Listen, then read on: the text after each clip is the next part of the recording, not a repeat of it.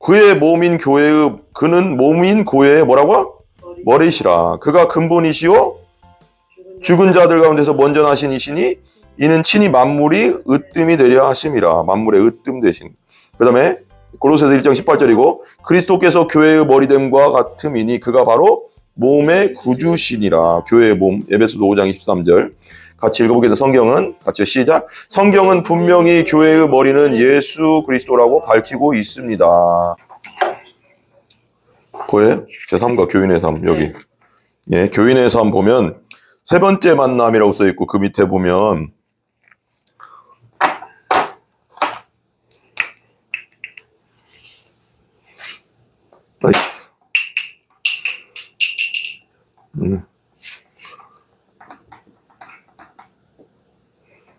교인의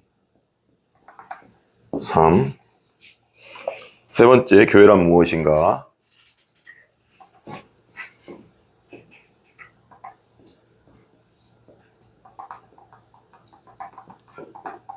교회란 무엇인가? 한번 오늘 읽어보겠습니다. 교회는 그의 몸이니 만물 안에서 만물을 충만하게 하시는 이의 충만함이니라. 에베소서 1장 23절 말씀. 교회는 뭐라고요? 그의 몸. 예수님의 몸이에요. 교회는 예수님의 몸이다. 우리 몸은 또 예수님이 계시니까 성전이라고 하잖아요. 성전인데 성전이 모여서 또 교회가 되는 거죠. 그죠? 우리 거기 한번 읽어보겠습니다. 사람이 태어나면 제일 먼저 만나는 곳이 어디죠? 가정이죠. 사람이 태어나면 처음 만나는 곳이 가정이고요.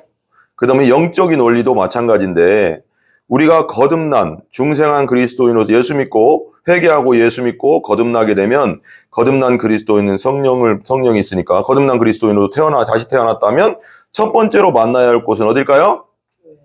예, 교회죠. 교회를 첫 번째로 만나잖아요. 그리스도인이 되는 것이 우리의 뭐라고요? 무슨 출생? 영적 출생. 여기는 가정은 육적 출생이죠. 그러니까 영적 출생은 하나님의 예수 믿고 예수님의 생명이 내 안에 들어와서 영적 출생이 된 겁니다. 근데 출생이라면 교회는 우리의 믿음이 자라나는 뭐라고요? 믿는 사람의 모임. 아니죠. 교회는 우리 믿음이 자라나는 집에 부여할 수. 예, 집이죠. 그러니까 믿음의 집이죠. 교회는 뭐다? 믿음의 집이다. 믿음의 집이다. 교회에 대한 정의는 다양하지만 가장 기본적인 정의는 뭐라고요? 믿는 사람들의 모임이다. 믿는 사람들 모임이 교회다. 정의를 잘 알아놔야 돼요. 신앙생활은 뭐 할 수 있다? 절대로 혼자 할 수 없죠. 그러니까 가나안 교인은 그렇게 하면 안 된다는 거죠. 안 나가 교회잖아요. 우리 거꾸로 가면 옛날 교회 다녔는데 교회에 실망해서 안 나오는 분들이 되게 많대요. 지금 시대에 많다는데 그렇게 하면 안 됩니다. 교회 같이 해야 됩니다. 그래서 왜 두세 사람이 함께 한 곳에 내가 함께 하리라 그랬잖아요. 근데 혼자 있으면 어떻게 될까요? 마귀가 자꾸 공격이 들어오면 넘어지면 어떻게 돼요? 일으킬 자가 없다고 했잖아요. 왜 잠언서에 나오잖아요. 한 사람이 넘어지면 한 사람이 일으켜준다고. 교회예요, 교회. 교회는 같이 생활하면서 부족하죠. 서로 다 부족합니다. 왜 죄인들의 모임이고 아직은 성숙하지 않으니까 많이 다 나름대로 천국 가기 전까지 다 비성숙하니까 미성숙하니까. 근데 그래도 같이 어울리면서 사랑하면서 넘어지면 또 일으켜주고 교제하면서 또 힘을 얻고 믿음 안에서 서로 또 일으키고 하면서 계속 나가는 거거든요. 근데 혼자 있으면 어떻게 돼요? 넘어지면 누가 일으켜줄 사람 없잖아요. 그죠? 하나님은 아담이 독처하는 것을 좋지 않게 여기시고 돕는 배필로 누구를 세워주셨어요? 하와를 만드셨습니다. 그렇잖아요. 아담. 김병주가 독처하는 것이 좀 안쓰러워서 돕는 배필 우리 전은혜를 붙여주셨잖아요. 그렇게 하는 거죠. 전은혜를 붙여주셨죠. 하와를 붙여주셨는데 신앙생활도 혼자서 열심히 하면 되는 것이 혼자 열심히 하면 될까요? 안 될까요? 안 돼요.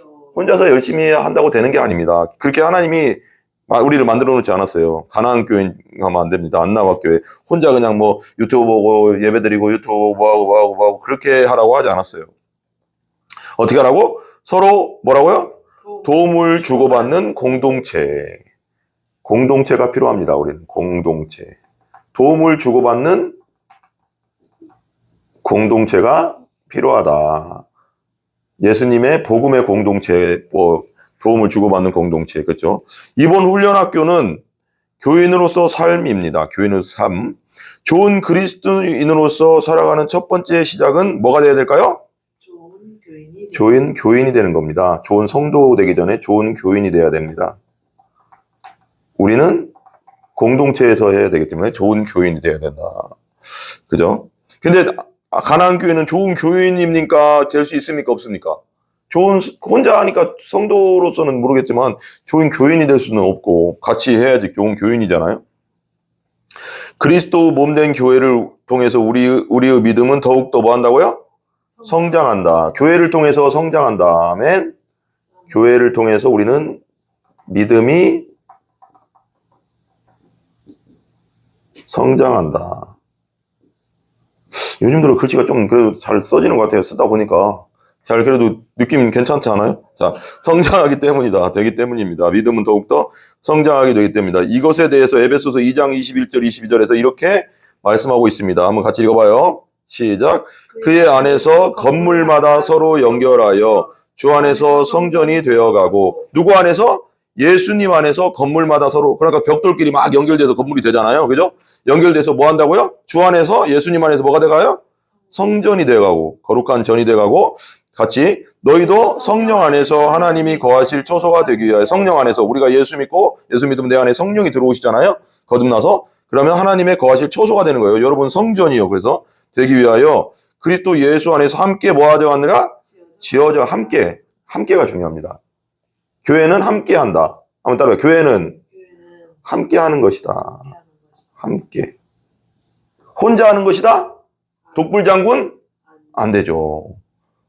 우리 지방에도 같이 하잖아요. 뭐 같은 거 할 때, 이번에 이제 지방에도 이제 또, 우리 지방에도 이제 임원들도 뽑고 그러는데, 뭐 이제 거기서 다 같이 서로 어울려서 이방회를 만들어가고, 또 교회가 유익하게 또 우리가 세워져 가는 거잖아요. 그렇듯이 교회도 마찬가지입니다. 각자의 역할이 있다고 했잖아요. 각 지체가, 어떤 사람은 손, 어떤 사람은 발, 어떤 사람은 눈, 이렇게 다 틀리듯이. 그 다음에 함께 지어져 가느니라. 앞으로 두 번에 걸쳐서 교회는 무엇이며 교인으로 살아가야 하는 삶의 자세는 어떠해야 하는지를 함께 배우게 될 것입니다. 한번 읽어봐요. 교회는 그의 뭐라고요? 몸이니. 교회는 뭐라고요? 그의 몸이니. 교회는 예수 그리스도의 몸이다. 몸. 예수님 머리고 우리는 몸의 지체라고 했잖아요. 몸이니 만물 안에서 만물을 충만하게 하시는 이의 충만함이니라. 에베소서 1장 23절.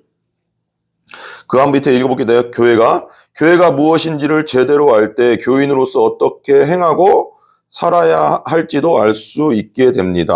그러니까 교회가 무엇인지 제대로 알아야지 교인으로서도 어떻게 살아야 될지, 행해야 될지, 살아야 될지 알 수 있다는 거예요. 교회를 알아야 된다는 거예요, 먼저. 비뚤어진 열심보다 무서운 것은 없습니다. 그죠? 비뚤어진 열심. 자기 마음대로 막 하면 안 되잖아요. 아무리 운전을 열심히 해도 방향이 절벽을 향해서 달린다면 그것만큼 유한한 일은 없을 것입니다. 여기 봐봐요. 운전을 엄청 잘해요, 내가. 자동차를 한번 그려볼게요. 하나님 저에게 은사를 주시옵소서. 자동차를 잘 그릴 수 있는 은사를 주시옵소서. 은사를 주시옵소서.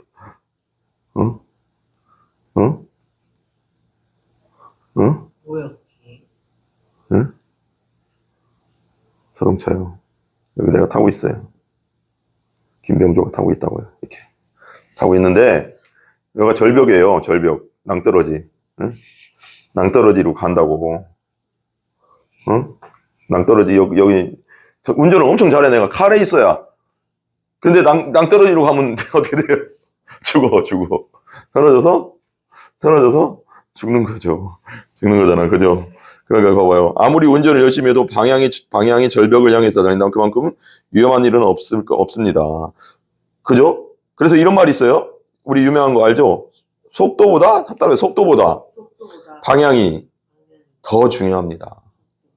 아무리 빨리 달려도 잘못된 길로 가면 탈락이라고 했잖아요.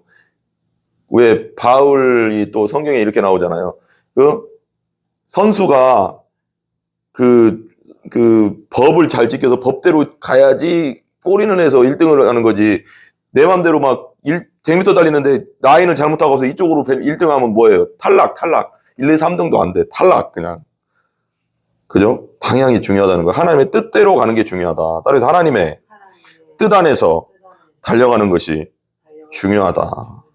아멘? 혼자 열심히 한다고 되는 게 아니라는 거지. 탈락이라고 그러면. 또한 아무리 고가의 자동차를 구입했다 할지라도 차에 대해서 아무것도 모르거나 운전할 줄 모르면 그 자동차는 쓸모가 없을 것입니다. 옛날에 제가요, 이 말을 하니까요, 옛날에 제가 이제 경기중학교에서 우리 부사역자 할 때 이제 우리 부침개 전도를 했거든요. 부침개 전도 하면 거기에 사는 분 중에 우리 교인 중에 그 근처에 우리 시장, 말하자면 서정리 시장에서 장날 때 부침개를 했어요. 하면 그 옆에 부동산 집 사장님이 우리 교회 다녔거든요. 걸걸해 목소리가 막 여자인데 막 남자예요, 남자. 근데 그분이 BMW를 탔어요. BMW 탔는데 우리가 그 천막을 쳐놓는 자리에 이제 미리 맡아놓는다고 차를 우리가 아침 일찍 가서 이게 천막을 짓거든요. 딱 대놨는데 그분이 바쁘셔가 나한테 열쇠를 준 거예요. 전도사님, 그때 전도사 때 지금 목사인데 전도사 때인데 전도사님 이거 좀 빼주세요. 딱 던진 거. 근데 나는 그냥 찬 줄 알았어. 따는 건 나는 이게 틀려요. BMW 안에가 이게 키고 시동 스타트 버튼을 누르는 것도 어딘데 처음에 헷갈려가 우리 그냥 나는 기아차거든요. 스포티지. 그런데 비슷한 줄 알았더니 뭐가 틀려.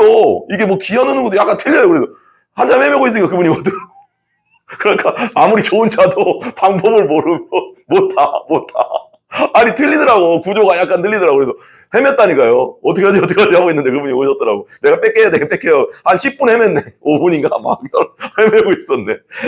내가 대형 버스 운전 면허도 땄거든요. 옛날에 부사역자 때. 근데도 구조가 틀려니까 못해. 그 좋은 차잖아요. BMW. 못해. 그잖아요.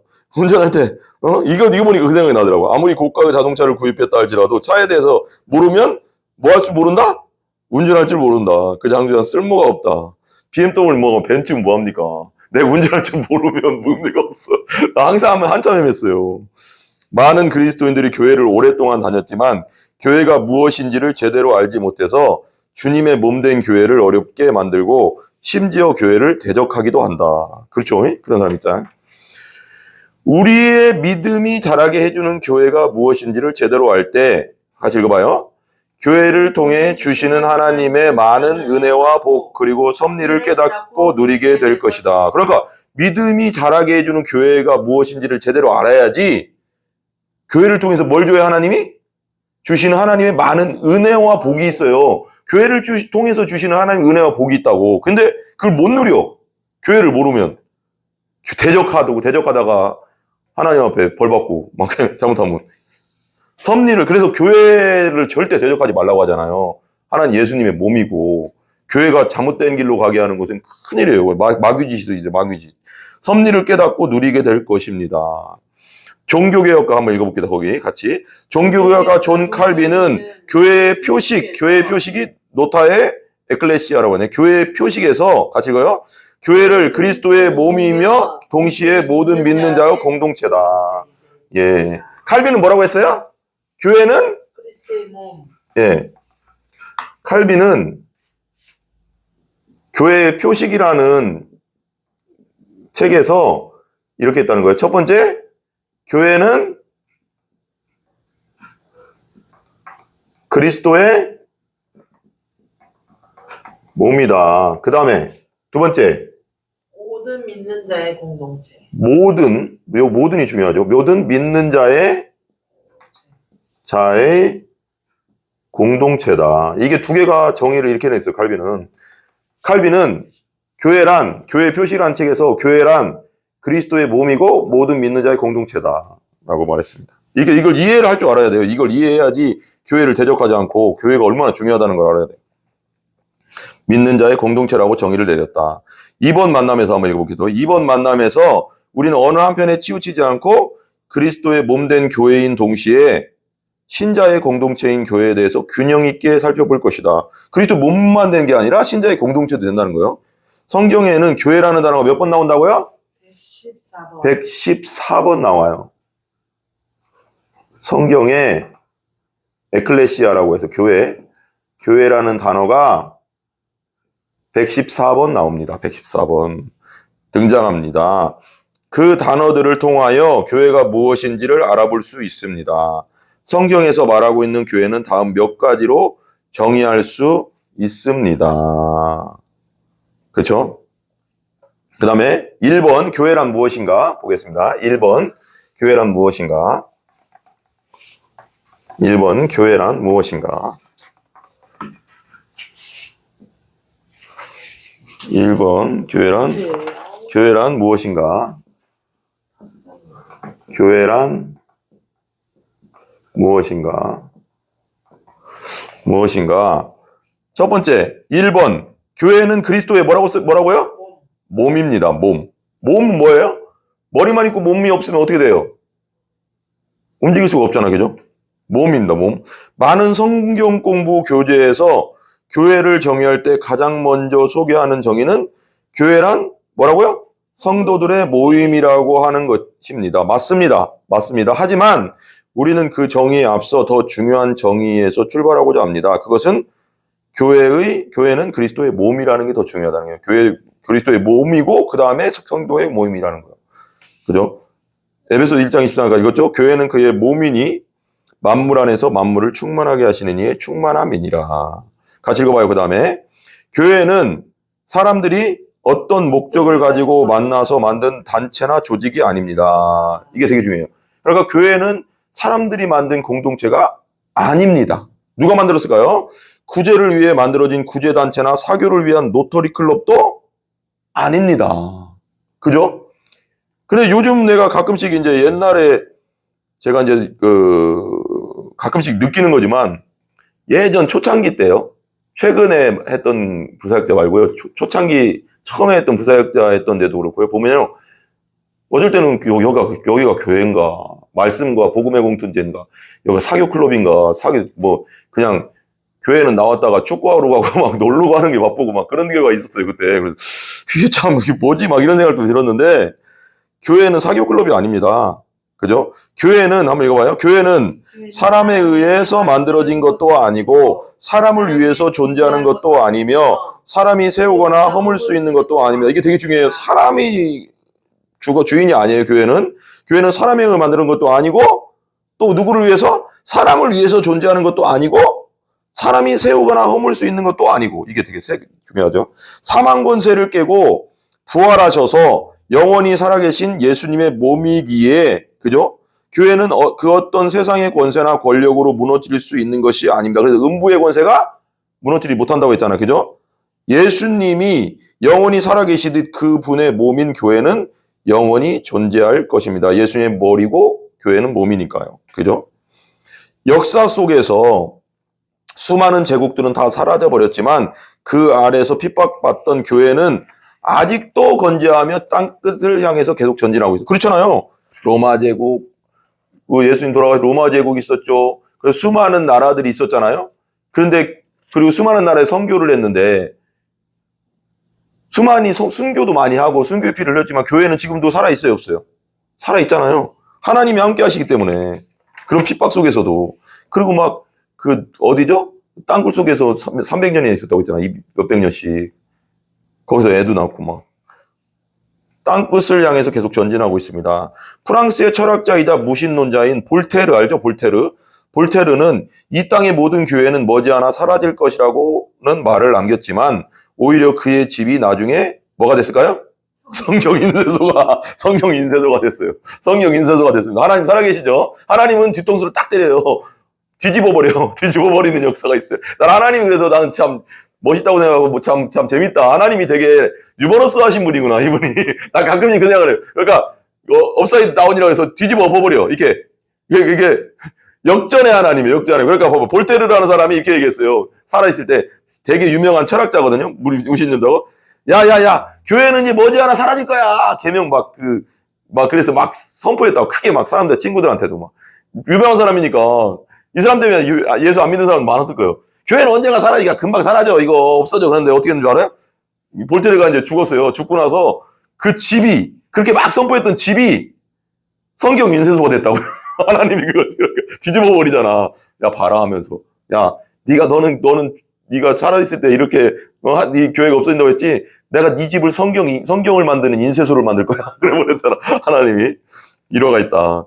이것은 기능적 조직체, 시스템 앤 뭐라고 쓰세요?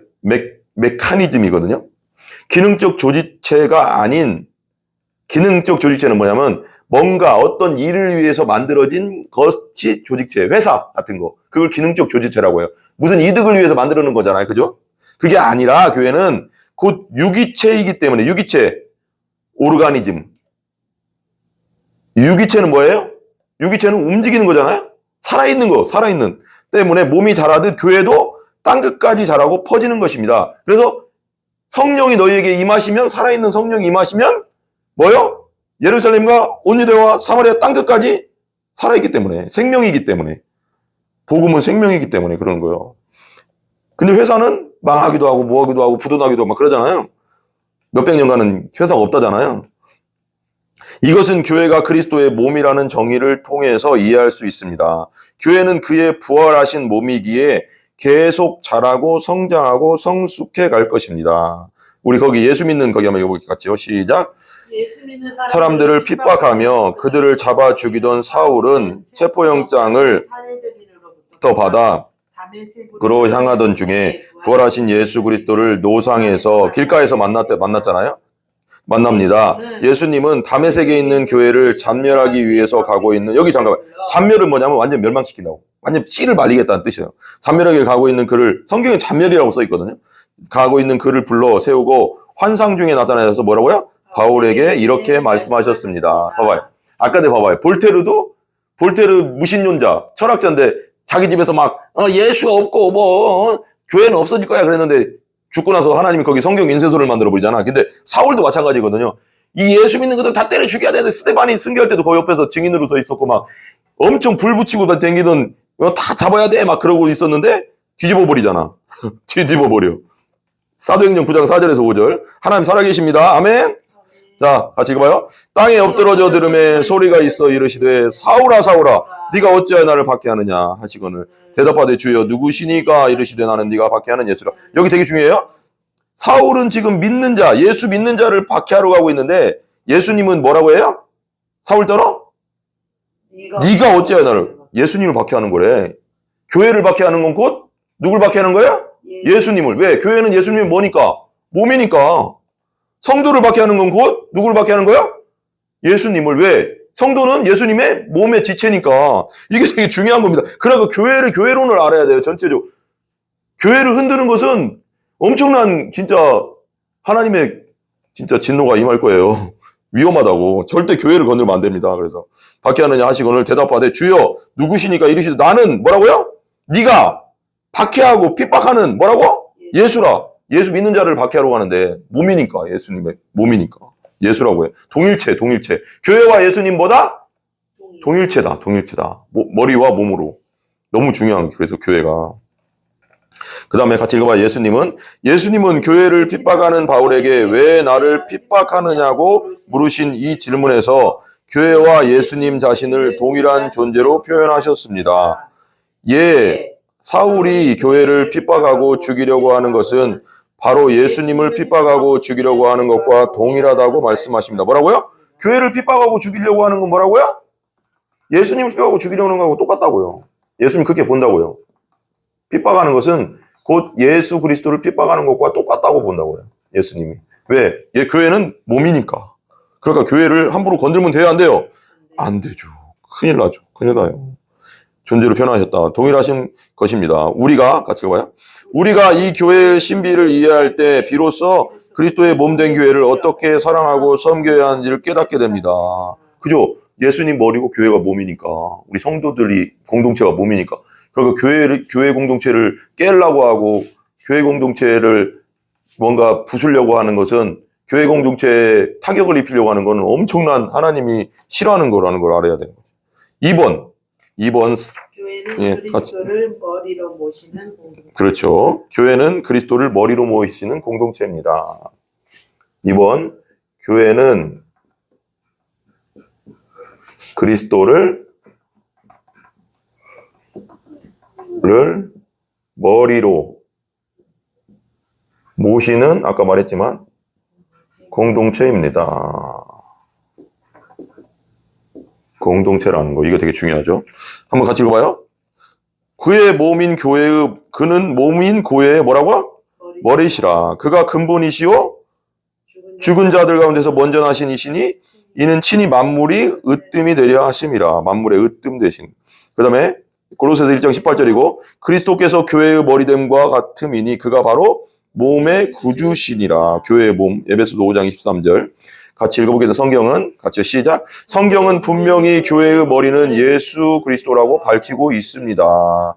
그럼 베드로를 일대 교황으로 모시고 교황 레오 1세가 선언했습니다. AD 440년 461년에 카톨릭 교회는 교회의 수장으로 믿습니다. 이것은 마태복음 16장 18절을 잘못 해석한 데서 기초합니다. 무슨 말인지 알죠? 마태복음 16, 18절 잘못 해석하면 이렇게 되는 거예요. 베드로가 일대 교황이 아니라 그 고백 위에 서 있다는 거죠. 그게 원래 우리가 기독교에서 제대로 해석한 거예요. 예수님은 내가 이 반석 위에 내 교회를 세우겠다고 말씀하실 때 그 반석은 페트로인데 베드로를 말하는 것이 아니라 뭐라고요? 베드로가 얘기했죠. 거기 봐요. 주는 그리스도시요 살아계신 하나님의 아들이십니다라고 했던 신앙 고백과 더불어 반석 대신 그리스도를 일컫는 것입니다. 그러니까 반석 대신 예수님 위에 교회를 세우겠다는 거지. 주는 그리스도시요 살아계신 하나님의 아들입니다라고 했던 그 신앙 고백 위에 세워지겠다는 거예요. 아멘. 그 다음에 고린도서 10장 4절 같이 읽어봐요.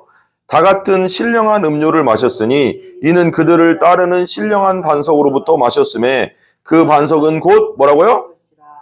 그리스도시라. 반석이라고 써있잖아요. 같이 읽어봐요. 따라서 교회의 기초는 성도들의 신앙 고백이며 그러니까 주는 그리스도시요 살아계신 하나님의 아들입니다 하는 신앙 고백 믿습니까? 믿습니다. 그 머리는 반석이신 그리스도가 되어야 합니다. 같이요. 교황권과 그 제도권을 견고하게 하기 위해 만들어낸 자기적인 성경 해석에 혼동되어서는 안 될 것입니다. 천주교는요 너무 짬뽕이야.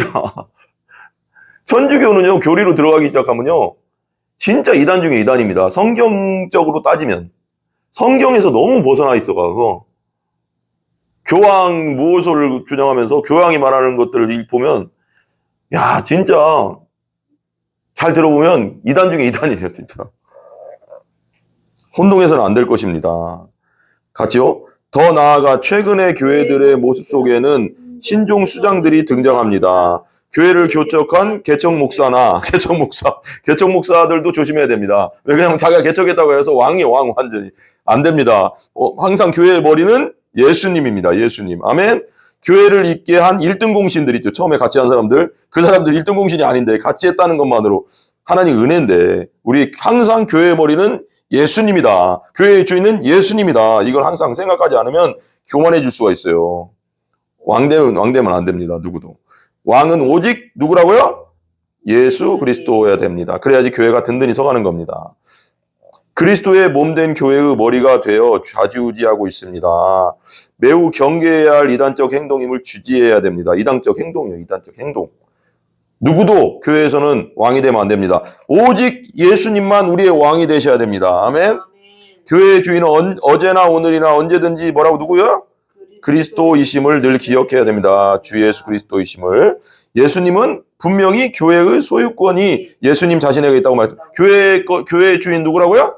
예수님이라는 거요. 예. 마태복음 16장 18절 같이 읽어봐요. 또 내게 이르노니 너는 베드로라. 내가 이 반석 페트로스가 베드로고 반석은 페트라라고 하죠. 위에 누구 교회? 내 교회를 세우리니 음부의 권세에 이기지 못하라. 누구 교회? 예수님 교회. 목사님 교회? 아니죠. 권사님 교회? 아니죠. 장로님 교회? 전은혜 교회? 아니죠. 예수님 교회, 내 교회를 세우겠다고. 예수님 교회를 세운다고 했어요. 그 다음에 세 번째, 교회는 그리스도의 누구예요? 교회는 그리스도의 신부입니다. 정말 중요하죠. 신부라고 한다는 건 사랑의 대상으로 생각하는 거예요. 엄청난 사랑이잖아요. 교회는 그리스도의 신부입니다. 신부. 선주교 신부가 아니라요. 그죠? 네, 농담하는 거지만 신부. 교회가 신부라는 거 봐봐. 예수님은 이 땅에서 육신으로 계실 때 결혼했습니까? 안 했습니까? 안 했어요. 근데 교회를 머리로 예수님이 교회의 머리시고 그리스도의 교회는 뭐라고요? 신부라고. 예수님은 교회하고 결혼했어요. 이게 맞잖아요. 그러니까 교회를 엄청 소중하게 여기죠. 내가 신랑이고 신부가 있는데 내 신부, 우리 전은혜가 있는데 전은혜가 핍박당하고 어려움 당하고 내가 쫓아가서 그 핍박하는 놈을 때릴까요? 안 때릴까요? 때리죠. 내 승질이상 가만히 안 있잖아도. 그잖아. 남편은 다 그런 거잖아요. 아내가 막 핍박당하는데 가만히 있겠어요? 죽더라도 싸워야지. 근데 우리 예수님은 완왕의 왕이고 만군의 주시니까 예수님이 신랑이면 교회는 누가 이기겠어요? 교회를 핍박하는 자를. 마귀 새끼가 어떻게 흔들겠어요? 어떤 누가 흔들겠어요? 그죠? 제일 힘센 분이 예수님인데. 그러니까 엄청 든든하잖아요? 우리 예수님은 이게 쉽게 말해요. 예수님은 교회와 결혼했다. 이렇게 따지면. 그리스도의 신부니까. 교회는 그리스도의 신부니까. 그래서 윌리엄 젠킨이 어떻게 말했어요? 윌리엄 젠킨이라는 사람이 1610년 1815년부터 같이 읽어봐요. 교회는 그리스도가 죽음의 잠을 취하실 때 그의 옆구리에서 나온 신부이다. 그렇죠. 십자가에서 무덤에 있을 때 부활하심으로써 성령 받고 이제 나온 신부이다. 이렇게 얘기했다는 거예요.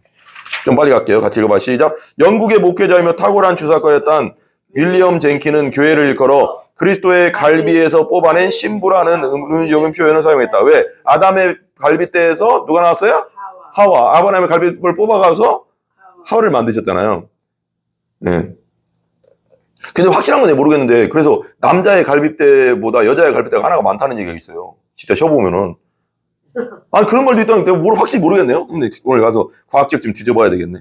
자, 그건 모르겠어요. 또 들은 것 같아도 확실히 또 모르니까요. 그래서 그리스도의 갈비에서 뽑아낸 신부다. 얼마나 조종합니까? 그래서 왜 아담이 하와한테 그러잖아요. 만들어서 하나님이 잠들게 하고 이제 하와를 그 뼈로 이렇게 어떻게 조성해서 만들어 딱 될 거니까 내 뼈 중에 뼈요, 살 중에 살이로다. 뭐야? 곧 내 가장 소중한 너라는 거지. 넌 내 가장 소중한 나야 이거지. 너는 곧 나야 이거요. 가장 소중한 살이다, 뼈다 이렇게. 근데 죄 짓고 나서 이 여자가 먹이라고 해서 먹었습니다. 이런 핑계대는 그게 죄성이거든요. 사랑이 떠나가 버렸잖아요. 그냥 빨리 갑시다. 너무 느려지니까 그러면. 은유적인 표현을 사용했다. 이 탁월한 관점은 교회는 그리스도의 몸이라는 정의를 새로운 관점에서 바라보게 된다. 그래서 교회는 한번 같이 읽어봐요. 교회는 그리스도의 몸이면서 교회는 그리스도의 몸이면서 동시에 그리스도에서 파생된 또 하나의 몸이라는 개념입니다. 어렵네, 그죠? 교회는 그리스도의 몸이면서 동시에 그리스도에게서 파생된 또 하나의 몸이라는 개념입니다. 즉 아담의 몸에서 하와의 몸이 만들어져 그 신부가 되었듯이 교회는 그리스도의 몸에서 나온 또 하나의 몸이면서 그리스도의 신부라는 해석입니다. 그렇죠? 맞네요. 이 해석을 이해하기 위해서는 아담의 갈빗대를 취하여 만드신 하와를 처음 보았을 때 외쳤던 아담의 고백을 살펴보아야 합니다. 내가 했던 것 또 하네요. 하와를 향해 외쳤던 아담의 고백이 무엇입니까? 같이 한번 크게 읽어봐. 시작. 아담이 이르되 이는 내 뼈 중에 뼈요 살 중에 살이라. 이것을 남자에게 취하였으니 여자라 부르리라 하니라. 좋아요. 여자 여자 한자로 보면 되게 특이한 거 아세요? 한자를 풀면 그 한자를 통해서 본 성경 이런 말이 있거든요. 되게 재밌어요. 금 할 때, 내 금은 생각하는데 그 금지할 때 금 있잖아요. 거기에 나무 목자가 2개고요. 그 밑에 다른 한자가 있거든요. 나무목 2개 보여. 선악과 생명과. 이걸 설명해 내는데요. 한자로 본 성경이 있는데 그 책이 있어요. 근데 야, 어떻게 이걸 너무 신기해요. 봐봐, 여자도 봐봐요. 여자 여자가 어떻게 돼 있어요? 진짜 갈빗대처럼 생겼어요. 봐봐요. 이게 여자 여자거든요. 갈빗대. 갈빗대잖아요. 갈빗대. 이 여자 여자예요. 너무 신기하다니까요. 한자도 신기하다니까요. 이 여자 여자라는 게 웃기잖아요. 이게 왜 여자 여자지? 근데 잘 보면은 갈빗대 모양이잖아요. 갈빗대 이렇게 돼 있잖아요. 이렇게 되고, 갈빗대, 3개의 갈빗대. 참 너무 신기해요, 여러분. 취하였으니 여자라 부르리라 하니라. 그래 여기도 그러죠. 남자에게 취하였으니 여자라 부르리라 그랬나봐요. 뼈 중에 뼈, 살 중에 살이라. 그러니까 아담은 같이 읽어봐. 시작. 아담은 하와를 보고 자기 자신이라고 표현하고 있습니다. 여기서 가장 깨달아지는 게 있는데, 아담은 선악과를 먹고 아담은 선악과를 먹은 다음에 정말 사랑하는 내 여자다, 내 뼈 중에 뼈다, 곧 나다 이렇게 얘기했는데, 죄가 들어오면서 어떻게 됐어요? 여자를 버린 거지. 저 여자가 날 먹게 했다고. 사랑이 빠져나가 버렸잖아. 죄가 들어오는 거 뭐예요? 나는 그걸 깨달은 게 뭐냐면, 죄가 들어온다는 거 뭐냐면 사랑이 빠져나간다는 거예요. 나중심이 된다는 거예요. 나중심. 자기 사랑으로 바뀌어버려요. 다른 사람이 안 보여. 그래서 아담은 하와를 보고 자기 자신이라고 표현하고 있습니다. 이 여자는 내 뼈요, 내 살이다라고 말하고 있습니다. 따라서 교회는 그리스도가 죽음으로 잠든 사이에, 그죠? 십자가에 달려 돌아가시고 3일 만에 부활하신 사이에 그리스도의 갈빗대를 뽑아 만든 그리스도의 뼈요 살, 즉 그리스도의 몸이며 하와와 같은 그리스도의 참된 신부인 것입니다. 그 한번 다시 읽어봅시다. 교회가 그리스도의 신부임을 가장 잘 설명해주는 성경은 에베소서 5장 22절에서 23절입니다. 교회를 그리스도의 신부에 비유하면서 교회와 그리스도는 뭐라고요? 한 몸이라고 표현하고 있습니다. 그러므로 에베소 5장 31절 32절 같이 시작. 사람이 부모를 떠나 그의 아내와 합하여 그 둘이 한 육체가 될지니 이 비밀이 크도다. 나는 그리스도와 교회에 대하여 말하노라. 이게 똑같다는 거예요. 합쳐졌다. 따라서 신랑 되신 그리스도는 신부인 교회를 자기의 몸으로 여기고 생명을 주시기까지 보호하고 지키며 흠없게 보존하신다는 것을 우리는 반드시 기억해야 합니다. 그래서 왜 이제 4번까지만 하면 끝나요? 근데 그래서 그런 말 하잖아요. 그 에베소서에 보면 신랑과 아내와 남편에 대해서 그러잖아요. 남편은 아내 먼저 나오죠. 아내는 남편에게 순종해라. 그런 다음에 설명하기 뭐냐면 교회가 그리스도께 순종하듯이 해라. 그렇게 나오거든요. 그게 설명이 되게 중요하거든요. 그냥 순종하지 말고 교회가 그리스도께 한 몸체로, 한 공동체로서 교회가 주인 대신 예수님께 순종하듯이 해라. 이렇게 하거든요. 그다음에 근데 그 다음 또 나오거든요. 이것만 얘기하면 안 되죠.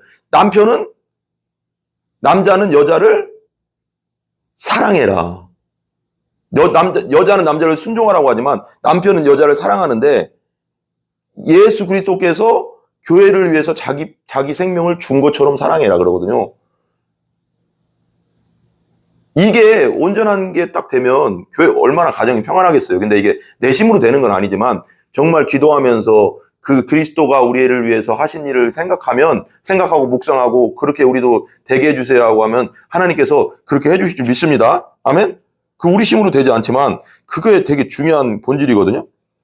따라서 신랑 대신 생명 주신 보호하고 지키며 흠없게 보존하신다는 걸 우리 반드시 기간다. 그래서 네 번째 뭘까요? 네 번째 교회는 성도들의 뭐라고요? 공동체? 교회는 성도들의 모임? 그렇죠. 모임입니다. 모여야 돼요. 모이기를 뭐하라? 힘써라 그랬잖아. 헬라어로 교회는 뭐랄까요? 에클레시아예요. 헬라어로 교회라는 것이 에클레시아라는 뜻이 뭐냐면 모임이에요. 원래 그냥 교회라는 뜻이 아니고 원래 헬라어의 뜻은 그 당시 원래 헬라어의 뜻은 뭐냐면 모임, 공동체, 모인다, 회의한다, 뭐 여러 가지 돼요. 뜻이 풀이하면 어떤 무리에서 떨어져 나온 사람이란 뜻이 또 된 뜻이다. 여기서는 그렇게 나왔나요? 어떤 무리에서 떨어져 나온 사람, 구별된 사람입니다. 즉 세상이라는 사람들의 무리에서 예수 그리스도를 구주로 영접하여 그들로부터 떨어져 나온 사람들의 모임을 일컫는 것입니다. 에클레시아는 뭐라고요? 세상이라는 사람들의 무리에서 믿지 않는 세상에서 예수 그리스도를 구주와 주인으로 왕으로 영접해서 그 믿지 않는 세상에서 떨어져 나와서 구별된 사람들의 모임이란 뜻이죠. 구별. 그러니까 거룩이란 뜻이 원래 성경이 카도시라고 했나? 거룩이란 뜻이 그 히브리어로는 독사라고 하거든요. 독사라고 해서 나 너무 쉬워 외우기가. 독사야. 헬라어 히브리어는 근데 맞나? 그 헬라어로인가? 그리고 그 카도시라고 하는데 카도시 거룩인데 원래 이제 그 신약 성경적 거룩은 뭐냐면 구별됐다는 뜻이에요. 구별됐다. 이거거든요.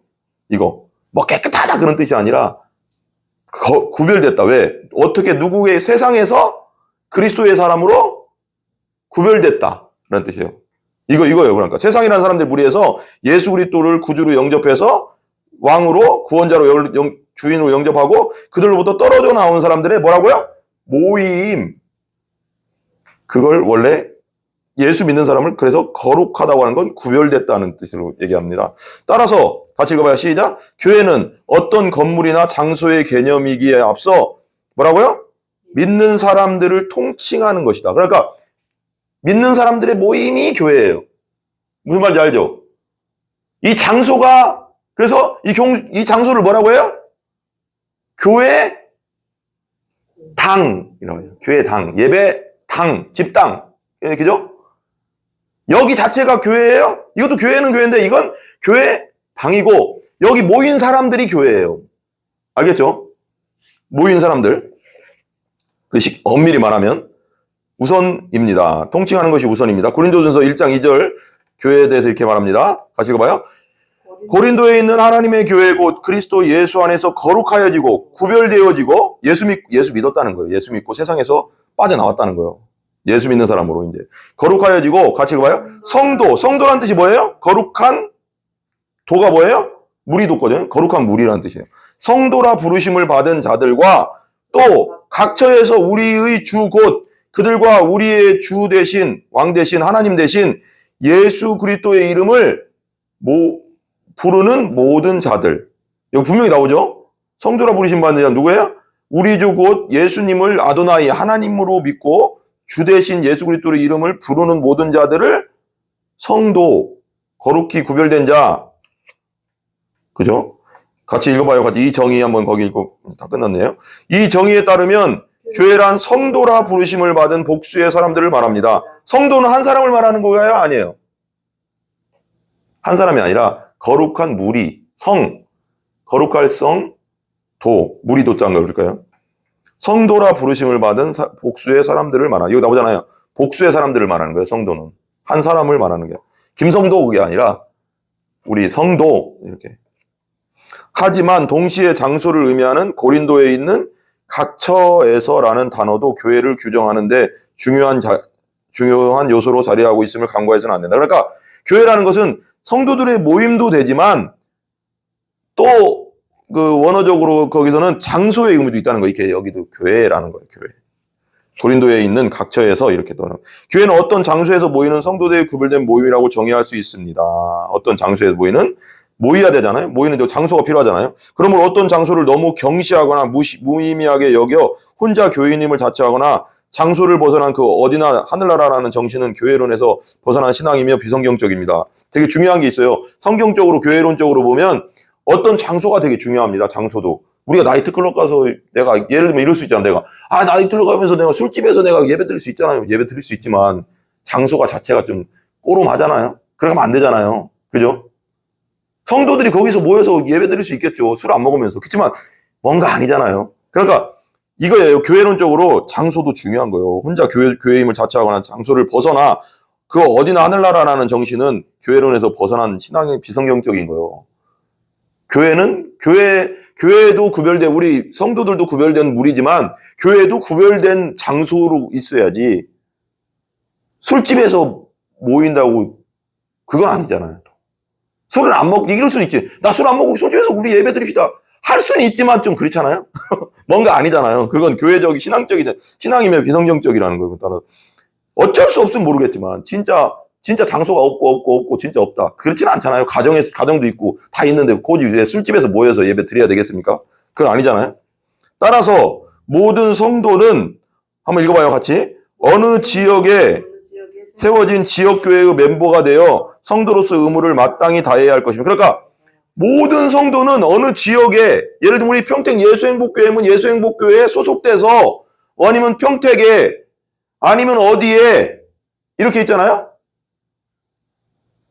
우리 침례기 지방에도 우리 평택, 안성, 이쪽, 또, 이 경기 남부 지방이니까 이렇게 보면 28, 29개, 30개 교회가 있는데 골고루 퍼져 있잖아요. 그러니까 어느 교회에서 어떻게든 소속되어서 뭐 하라고요?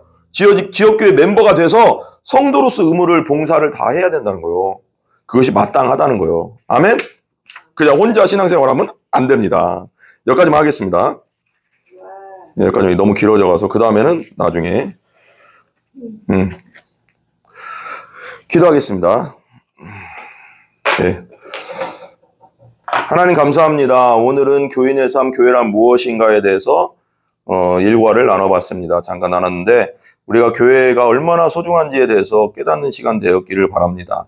교회가 교회를 파괴시키고 교회를 잘못된 길로 이끄는 것은, 그리고 교회에서 분란을 일으키는 것이 얼마나 큰 죄인가를 깨닫고 교회를 세워가고 또 지역교회를 세워가는데 우리를 사용하여 주시고 또 지역교회에서도 멤버가 돼서 온전한 봉사자가 될 수 있도록 역사하여 주시옵소서. 예수님의 존귀하신 이름으로 기도합니다. 아멘.